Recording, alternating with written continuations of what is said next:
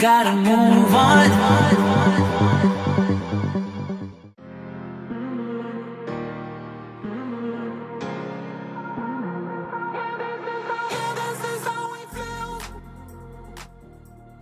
Reissun jälkeen arkeen palattu ja normirytmiin ja heti seuraavana aamuna liikuntamyllypuroa treenaamaan.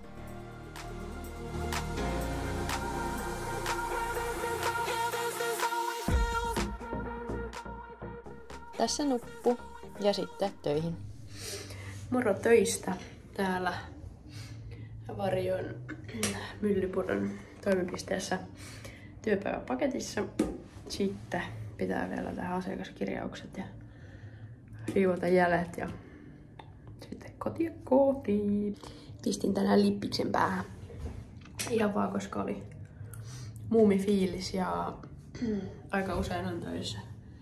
Muumisukilla ei ole maksettu mainosolispa, mutta en siis melkein kuukauden reissun jälkeen ei mitään hajua, mihin mä mun työpaidan laitan. Meillä on sellaiset työpaidat, missä on firman logot ja kaikki. Niin en löytänyt mistään, niin sitten otin mustan teepaidan ja sitten ainoa puhas kaapissa ollut musta teepaita oli nipsu, niin sitten ajattelin, että mennään ihan sitten koko outfittiin. Tällä, ei se mitään. Tuli vähän sellainen ehkä jopa kesäfiilis, kun laittoi hatun päähän. Ja päivän teemanahan on siis ollut kotiin paluu, arkeen paluu ja treenillisesti palaudutaan leiristä ja pienestä flunssasta, minkä nappasin tuossa tokaviikana leiripäivänä 3 päivää sitten. Vähän on nenä vielä tukossa, mutta ei tässä sen kummempaa onneksi. Sitten kirjaukset done. Sitten siivotaan täällä.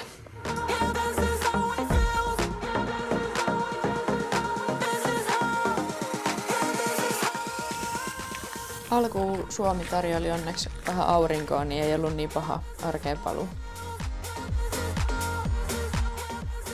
Töistä muuten jossain välissä tarkemmin lisää, mutta on siis hieroja ja valmentaja. Sitten Olympiastadionilla Märskyjen iltapäivävedot ohjaamaan ne seuraavaksi. Alkuvuosi ollaan Märskyjen kanssa tiistai-iltapäivisin päästy tekemään vetotreeniä Olympiastadionin tuolla alla. Sisällä on 400 metrin juoksurata. Niin ollaan päästy tänne tekemään vetoreenejä, mitkä on ollut kyllä ihan sairaan kivoja. Tosi hyvät olosuhteet meillä täällä. Ihan 6/5. Torstaisin aika usein teen märsky- ja aamutreenin jälkeen sitten itse treenin tuolla Urheahallin isolla hienolla kuntosalilla. Ja nyt olen tehnyt kontrastivoimaa tässä kyykkyä ja sitten boksihyppyä siihen päälle ja sitten maastavetoa. Romanialaista maastavetoa. Opin tämän romanialaisuuden tässä vasta vähän aikaa sitten. Ja siihen päälle tollaista kontrastiliikettä. Ja oikeastaan voitaisiin pysähtyä hetkeksi tähän. Mähän siis marraskuun lopussa vai alussa? Lopussa ehkä. Alussa, en muista. Kaatusin polkulenkillä. Oli aika jäiset olosuhteet ja sitten oli tullut ihan vähän lunta siihen päälle. Ja jossain vähän reilu tunnin jälkeen juoksin polkua, mutkaa ja alamäkeä. Niin siinä polun mutkassa mulla vaan lähti jalat alta, koska siinä oli ihan peiliää siinä lumen alla. Ja mä en siihen niinku ollut yhtään varautunut ja lähti vaan jalat alta. Ja mä tulin siihen tonttiin ihan koko painolla täysiä polvien päälle, jalkojen päälle niin, että siis kun polvi on näin koukussa, niin sitten tässä, tämähän ei oikeastaan polve, vaan tää on sääriluu, mikä tässä on polven alapuolella. Ja tässä on vielä sitten sääriluun kyhmyt.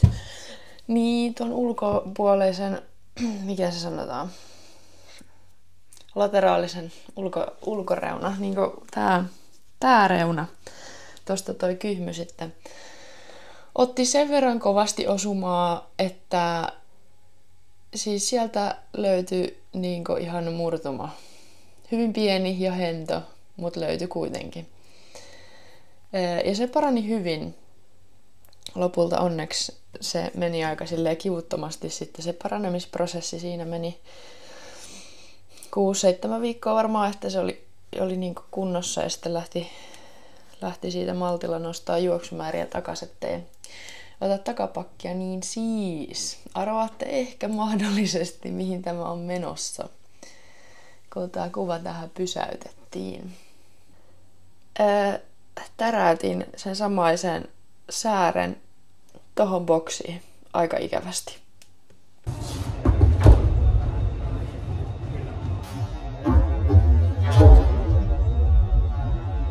No mutta tekevälle sattuu, toisille enemmän kuin toisille.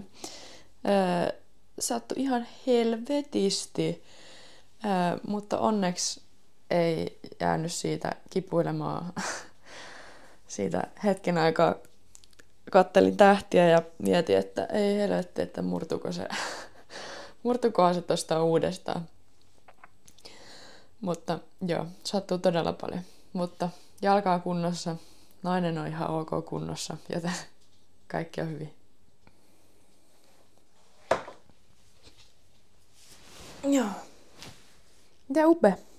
Ootko iltaruokaa vailla?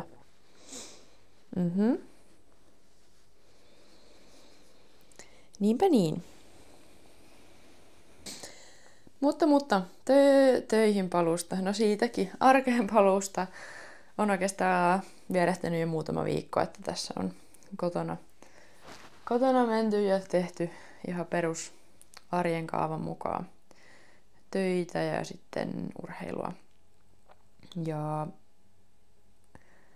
mitähän vielä?